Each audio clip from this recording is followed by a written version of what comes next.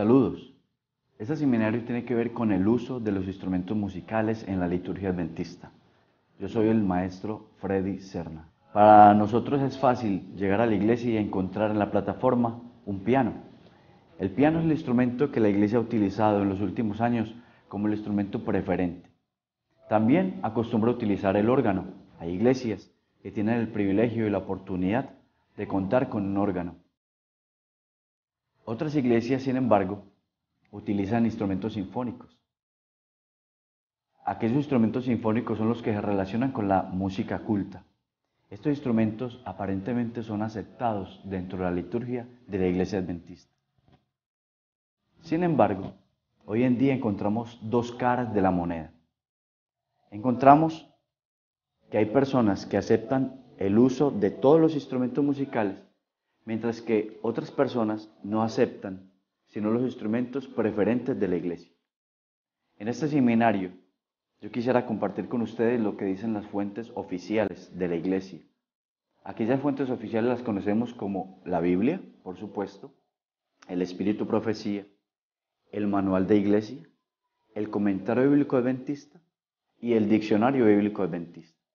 Este seminario se va a ubicar en estas fuentes oficiales, que son las fuentes que determinan lo que la iglesia debe hacer, en qué momento debe hacer, cómo lo debe hacer. Todos los conceptos y todos los dogmas de la iglesia deben estar basadas en estas fuentes oficiales.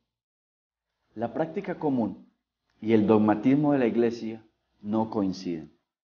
La práctica común restringe los instrumentos musicales a los instrumentos preferentes de la iglesia. Estos son, como ya lo mencioné, el piano, el órgano y los instrumentos sinfónicos.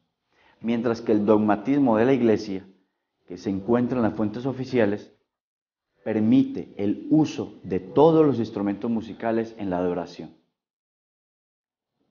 La práctica común maneja tres argumentos en los cuales se basa para restringir los instrumentos musicales. Estos tres argumentos los vamos a desglosar en este seminario. Y quisiera hacer referencia al primero de ellos.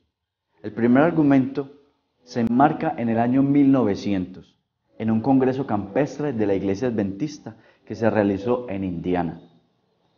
Dos personas le documentaron a White lo que sucedió en este campamento campestre de la iglesia. El primero de ellos fue Haskell. Ella le envió el 25 de septiembre de 1900 una carta a White, que yo quisiera compartirla y leerla con ustedes. Dice así: hay un gran poder que acompaña al movimiento Carne Santificada que se está realizando aquí. Atraería casi a cualquiera dentro de su esfera de acción, si concienzudamente se sientan a escuchar con el menor grado de aprobación, a causa de la música que se toca en la ceremonia. Tienen un órgano, un bajo, una viola, 3 violines, 2 flautas, 3 panderetas, 3 cornos y un bombo. Y quizá otros instrumentos que no he mencionado. Están tan adiestrados en el área musical como cualquier coro del Ejército de Salvación que jamás haya escuchado. En realidad, su esfuerzo de revivimiento es sencillamente una copia completa del método del Ejército de Salvación. Y cuando alcanzan una clave alta, no se puede oír una palabra del canto de la congregación, ni escuchar nada que no sean gritos de los que están medio dementes. Después de un llamado para orar, unos pocos de los dirigentes se adelantan siempre para guiar a otros, y entonces empiezan a tocar los instrumentos musicales, hasta que uno ni puede pensar, y bajo la excitación de esa tensión consiguen que gran parte de la congregación lo siga una y otra vez. Otra persona le escribió a White y le entregó otra carta diciendo el siguiente mensaje: asistí al campamento en septiembre de 1900 que se tuvo en Muncie, en donde presencié las actividades y excitación fanática de esa gente. Había grupos numerosos de personas esparcidos por todo el terreno del campamento discutiendo. Cuando estos fanáticos condujeron los servicios en el gran pabellón, llegaron a alcanzar un grado de excitación elevado por el uso de instrumentos como trompetas, flautas, instrumentos estridentes, panderetas, un órgano y un gran bombo. Gritaron y cantaron sus cantos alegres con la ayuda de instrumentos hasta que se pusieron realmente histéricos. Varias veces los vi después de esas reuniones de la mañana, cuando venían al comedor, moviéndose como si tuvieran parálisis. En respuesta a estos dos mensajes entregados a White, en el libro Mensajes Selectos, tomo 2, entre las páginas 37 y la 41, dice lo siguiente: se me instruyó concerniente a las últimas experiencias de los hermanos de Indiana y a las enseñanzas que han dado a las iglesias. El enemigo ha estado obrando a través de esas prácticas y enseñanzas para descarriar a las almas. Había mucha excitación, con ruidos y confusión. Yo quisiera hacer una pausa acá. Hay unos elementos bien importantes que debemos destacar. Dice que había mucha excitación, que había ruido y que había confusión. Continuó leyendo. No era posible captar claramente lo que estaba ocurriendo. Algunos parecían estar en visión y caían al suelo. Otros saltaban, danzaban y gritaban. La forma como se han celebrado las reuniones en Indiana, con ruido y confusión, no las recomiendo a las mentes concienzudas e inteligentes. Estas demostraciones no contienen nada capaz de convencer al mundo de que poseemos la verdad. El ruido y el alboroto en sí mismo no constituyen ninguna evidencia en favor de la santificación o del descenso del Espíritu Santo. Yo quisiera que analizáramos estas tres citas. Las dos primeras son las citas donde dos personas diferentes le entregan a White un informe de la situación que pasó en Indiana. Y la tercera cita está constituida por lo que White nos dice luego de ella recibir inspiración divina.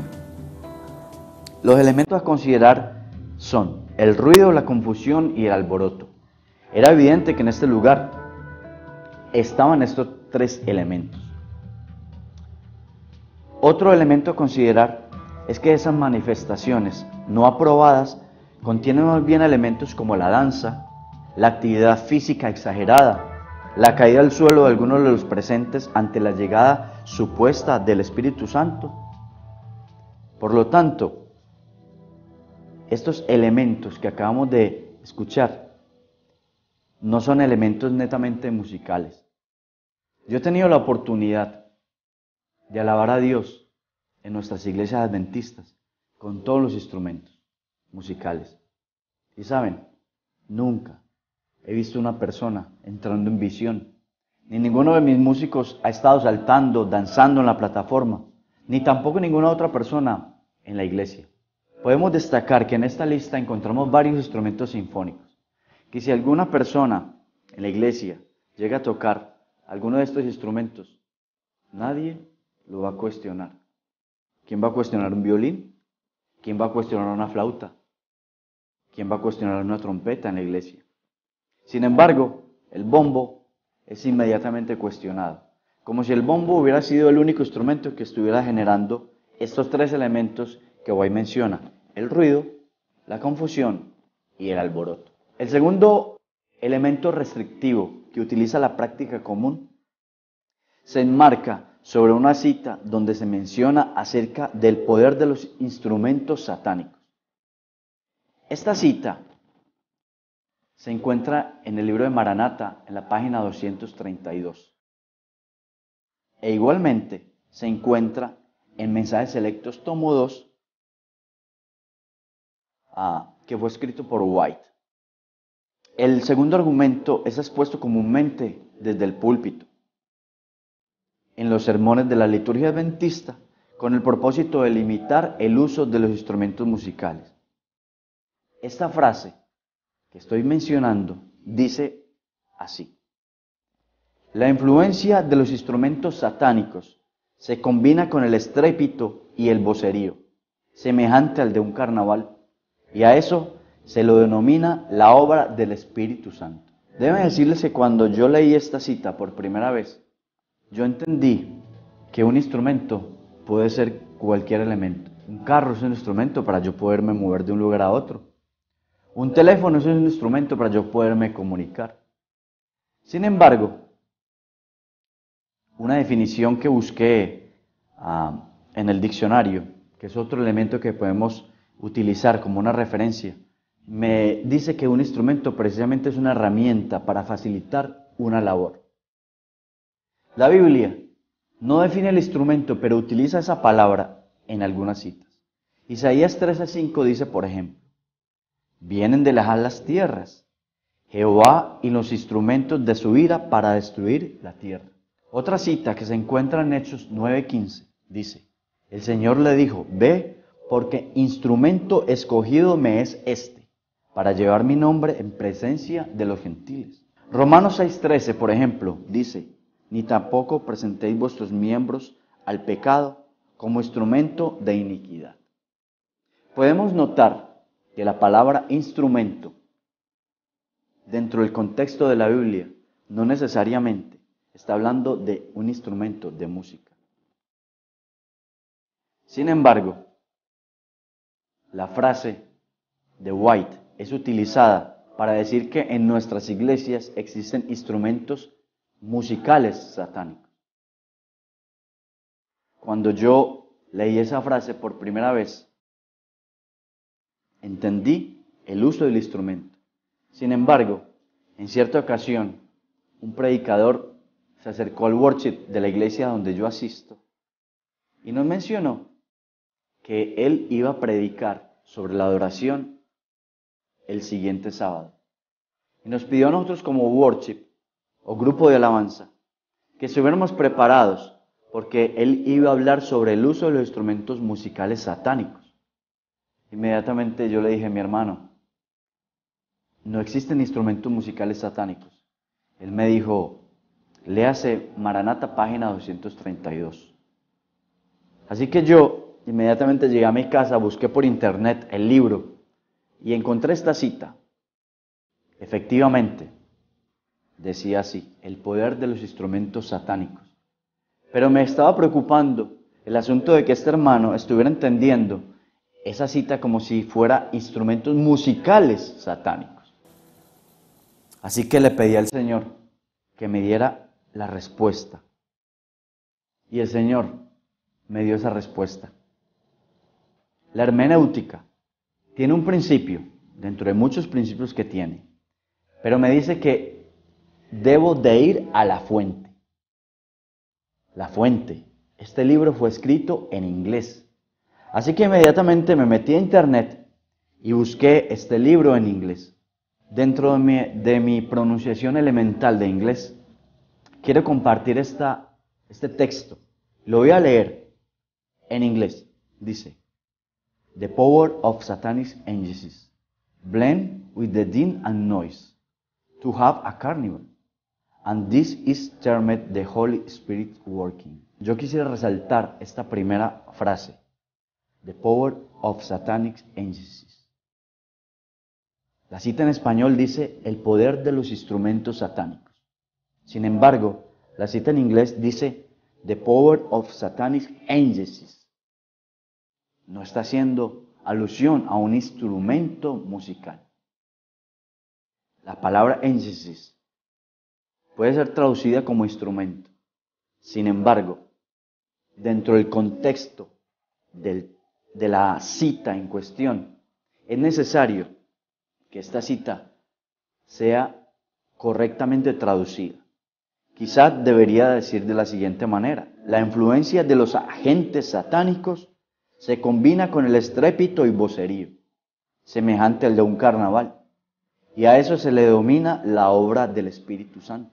Queda claro que la frase en particular no está haciendo alusión directa ni indirecta a los instrumentos musicales, pues si así lo hubiera expresado White, quizá hubiera escrito The power of satanic musical instruments blend with the din and noise to have a carnival.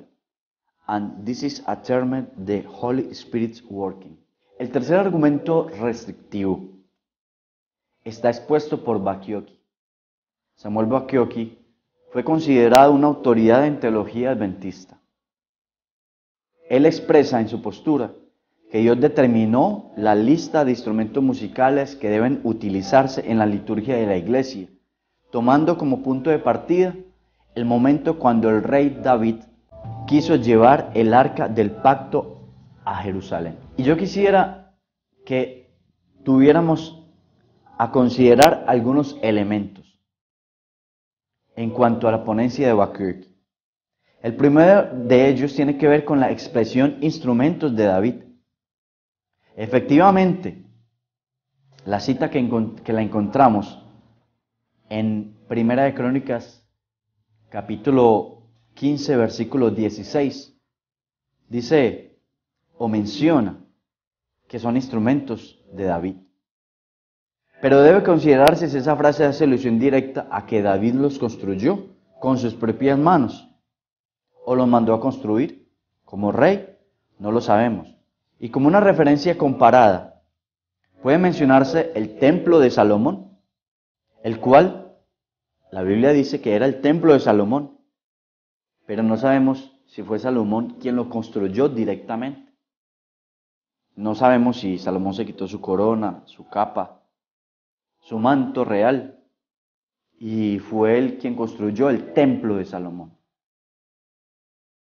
Ese es el primer elemento. Sin embargo, consideremos también lo siguiente. La Biblia muestra evidencias contundentes de quién fue el inventor de los instrumentos musicales en la tierra. El versículo que quiero compartir sobre los instrumentos de David dice así. Primera de Crónicas 15, 16. Asimismo dijo David a los principales de los levitas, que constituyesen de sus hermanos cantores, con instrumentos de música, con salterios y arpas y címbalos que resonasen, y alzasen la voz con alegría. Otra referencia bíblica que cuestiona el postulado de Habacuc lo encontramos en Job 30 y 31. Sabemos que el libro de Job es un libro histórico anterior a la historia o al tiempo en que David vivió.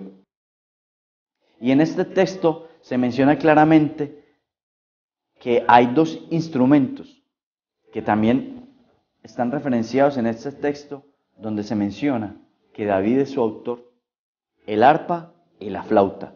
Y yo quisiera compartir con ustedes Job 30 y 31. Y hace tornado mi arpa en luto y mi órgano en voz de lamentadores. Otro elemento a considerar en esta ponencia de Habacuc lo encontramos en el libro de Daniel, el capítulo 3, donde se narra la historia del rey Nabucodonosor, un rey poderoso de Babilonia, que en marco de una reunión pagana, es decir, dedicada a una deidad diferente al legítimo Dios, utiliza los mismos instrumentos musicales que David utilizó para alabar a Dios. Daniel 3, versículos 4 y 5 dice: Entonces el pregonero anunció: se manda a vosotros, pueblos, naciones y lenguas, que al oír el son de la bocina, la flauta y el tamboril, el arpa y el salterio, la zampoña y todo instrumento músico, os postréis y adoréis la estatua de oro que el rey Nabucodonosor ha levantado. Es decir, los instrumentos musicales conocidos y referenciados por la Biblia y que David utilizó en los servicios religiosos eran usados igualmente por otras culturas vecinas en adoración a otras deidades paganas, en diferentes situaciones y regiones geográficas. El segundo punto a debatir tiene que ver con el templo. El pastor adventista Félix Cortés, en el 2002, en un artículo para la revista adventista El Anciano, se pregunta: ¿por qué David estableció aquel modelo de adoración? Y él mismo se responde en el artículo, y abro comillas: porque no adoraban dentro de un templo, sino en la explanada del templo, en la plaza pública. ¿Cómo harían los que estaban a 500 metros o a 1 kilómetro de la plataforma para escuchar? Probablemente gritando, aplaudiendo, danzando. En aquel tiempo las grandes convocaciones religiosas eran también ocasiones sociales y demostraciones políticas. Se adoraba a Dios en el campo de la batalla y en las ceremonias públicas. No todos eran únicamente servicios religiosos, como los que celebramos actualmente en nuestros templos. Los negocios del reino de Dios incluían también la política y la guerra. La Biblia registra que el pueblo no podía entrar a adorar dentro del templo como es la práctica común de hoy día. Y hay dos razones para ella. La primera determina que solo los levitas podían servir en el templo o en el santuario. Y la segunda es simple. No existía en esa época ninguna construcción capaz de albergar a varios millones de personas a la misma vez. Por lo tanto, la forma y lugar de alabar a Dios es diferente hoy en día de lo que era antes en el tiempo del rey David. Podemos ver algo bien interesante, y es que hay una lista de instrumentos, y son la siguiente: salterios, arpas y címbalos. La práctica común que actualmente restringe los instrumentos musicales en la liturgia adventista se basa en que los instrumentos que se deben utilizar hoy día en nuestra liturgia son precisamente el desarrollo tecnológico de estos tres instrumentos, de los salterios, del arpa y de los címbalos. Sin embargo, se encuentra una incoherencia a este planteamiento, porque en el mismo capítulo y en el versículo 28, cuando las instrucciones de David son ejecutadas, el versículo 28 dice de la siguiente manera: de esta manera llevaba todo Israel el arca del pacto al Señor, con júbilo y sonidos de bocinas, trompetas, címbalos, salterios y arpas. ¿No les parece interesante notar que la primera lista en la que Habacuc se basa es diferente a la segunda lista? Cuando los instrumentos son ejecutados, no son los mismos instrumentos. Por lo tanto, ese planteamiento pierde fuerza. El mismo rey David, en el Salmo 150, manifiesta que debemos alabar a Dios a son de trompeta, con salterio y arpa, con pandero y danza, con cuerdas y flautas, con címbalos resonantes y con címbalos de júbilo. 8 instrumentos, y que difieren de la lista de 3 originalmente planteada por Habacuc, pero curiosamente recomendados por el mismo rey David, supuesto inventor de los instrumentos. ¿Y quién es el promotor de esta lista de 8 instrumentos? Miremos otra cara de la moneda. ¿Qué dicen las fuentes oficiales de la Iglesia sobre el uso de los instrumentos musicales? La Biblia, precisamente, que es nuestro dogma primario, en el Salmo 150 que acabo de referenciar, dice que alabemos a Dios en su santuario, alabarle a son de bocina, alabarle con salterio, alabarle con arpa, alabarle con pandero y danza, alabarle con cuerdas y flautas, alabarle con címbalos resonantes, alabarle con címbalos de júbilo. Otro dogma que podemos encontrar o donde nos podemos basar son los dogmas del espíritu de profecía. Sabemos que el espíritu de profecía proviene de los escritos de White y de todos los profetas anteriores a ella y que están plasmados en la Biblia. Y yo quisiera compartir con ustedes varias citas del espíritu de profecía, citas contundentes y válidas que nos pueden ampliar el panorama acerca del uso de los instrumentos musicales en la liturgia. El primer texto que voy a leer se encuentra en el libro Evangelismo, en la página 365, y dice así: el uso de instrumentos musicales no es de ninguna manera objetable. Estos se utilizaron en el servicio religioso en la antigüedad. Los adoradores alaban a Dios por medio del arpa y el címbalo, y la música debiera tener un lugar en nuestros cultos. Eso despertaría más interés en ellos. Otra cita que quisiera compartir del Espíritu de Profecía la encontramos en Testimonios, tomo 4, en la página 71. Dice: se puede hacer de la música un gran poder para el bien. No obstante, no aprovechamos en todo lo posible esta parte del culto. Generalmente se canta por impulso o para hacer frente a casos especiales. Y en otras ocasiones se deja a los cantores que se equivoquen y la música pierde su debido efecto sobre la mente de los presentes. La música debería tener belleza, sentimiento y poder. Elévense las voces en cantos de alabanza y devoción. Llamad en vuestra ayuda, si es posible, a la música instrumental y hacienda a Dios como ofrenda aceptable la gloriosa armonía. Otra cita la encontramos en el libro Evangelismo, entre la página 368 y 369.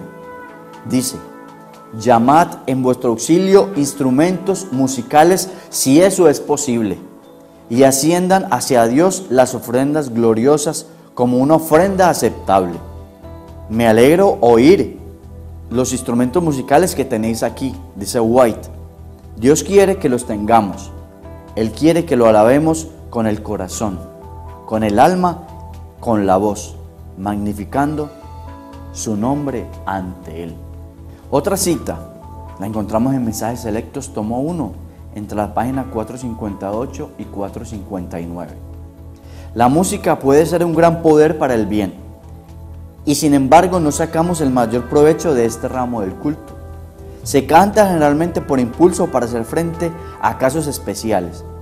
En otras ocasiones, a los que cantan se les deja cometer errores y equivocaciones, y la música pierde el efecto que debe tener sobre la mente de los presentes. La música debe tener belleza, majestad y poder. Elévense las voces en cantos de alabanza y devoción. Si es posible, recurramos a la música instrumental y hacienda a Dios la gloriosa armonía como ofrenda aceptable. Otra cita la encontramos en el libro Evangelismo, página 370. Dice: en las reuniones que se realicen, escójase un número de personas para que tomen parte en nuestro servicio de canto. Y acompáñense entonces el canto con instrumentos musicales tocados con habilidad. Y luego dice: no debemos oponernos al empleo de instrumentos de música en nuestra obra. Esta parte del servicio ha de ser dirigida cuidadosamente, porque implica la alabanza de Dios en el canto. La otra fuente que debemos de considerar es el manual de iglesia. El manual de la Iglesia Adventista del Séptimo Día hace referencia al uso de los instrumentos musicales en la liturgia. No comenta nada y solo se remite directamente a White a una cita. Dice: la música puede ser un gran poder para el bien. La música debe tener belleza, majestad y poder. Elévense las voces en cantos de alabanza y devoción. Si es posible, recurramos a la música instrumental y hacienda a Dios la gloriosa armonía como ofrenda aceptable. Este último comentario se basa en la práctica común y no está documentado en ninguna de las fuentes oficiales de la Iglesia. Por esa razón, decidí dejarlo para el final. Se trata de que algunas personas creen que el piano es el único instrumento apto para alabar a Dios. De hecho, en la mayoría de nuestras iglesias adventistas, el piano forma parte de los muebles de la plataforma. Pero deberíamos considerar algunos elementos. Todos los instrumentos musicales están involucrados en la música secular. Ningún instrumento fue creado exclusivamente para alabar a Dios. De hecho, Génesis 4:21 nos dice que Jubal es el padre de todos los que tocan arpa y flauta. Jubal, descendiente de Caín. Porque los instrumentos nos llegan a la raza humana por medio de un descendiente de Caín y no de un descendiente de Set, quien fue el hijo que reemplazó a Abel. Un elemento a considerar. De hecho, el instrumento más involucrado en la música secular es el piano, que también fue criticado cuando fue involucrado dentro de la liturgia en la iglesia adventista. El piano, si nosotros recordamos, era el instrumento utilizado en las cantinas del Viejo Oeste. Quizá muchos de ustedes tuvieron la oportunidad de ver alguna película de los vaqueros. Cuando en esas cantinas se formaba una balacera y una bala perdida, le daba al pianista. ¿Cuál instrumento era el que estaba en la cantina? El piano. El último piano que tocó John Lennon dentro de su disco Imagine fue vendido por $375,000 solo por el hecho de que era de John Lennon. Otro de los pianos de John Lennon fue adquirido por George Michael, otro artista secular, y lo compró por $2 millones. Un instrumento valioso, según él. Si nos ponemos a pensar, el piano pasa transversalmente por todos los géneros musicales. ¿Qué sería de la salsa sin el piano? ¿Qué sería del merengue sin el piano? ¿Qué sería de las baladas sin el piano? ¿Qué sería del rock and roll sin el piano? Argumentos que plantean que instrumentos como la batería, la guitarra eléctrica, el bajo, fueron inventados y que por esa razón no pueden ser utilizados en la liturgia de la iglesia, se caen por su propio peso, pues todos los instrumentos han sido inventados por el hombre. De hecho, en Primera de Crónicas, capítulo 15, versículos 16 y 28, donde aparece justamente la lista de instrumentos de David, se observa la representación de las familias de instrumentos musicales. Recordemos, los instrumentos musicales tienen 3 familias: instrumentos de viento, instrumentos de cuerda e instrumentos de percusión. Y si recordamos, los instrumentos que aparecen en esa lista son las trompetas, quienes representan a los instrumentos de viento, la familia de las cuerdas, que está representada dentro de esa lista por el arpa y el salterio, y los instrumentos de percusión, que está representada por los címbalos resonantes y címbalos de júbilo a los cuales David hace referencia. Dele validez solamente a las fuentes oficiales.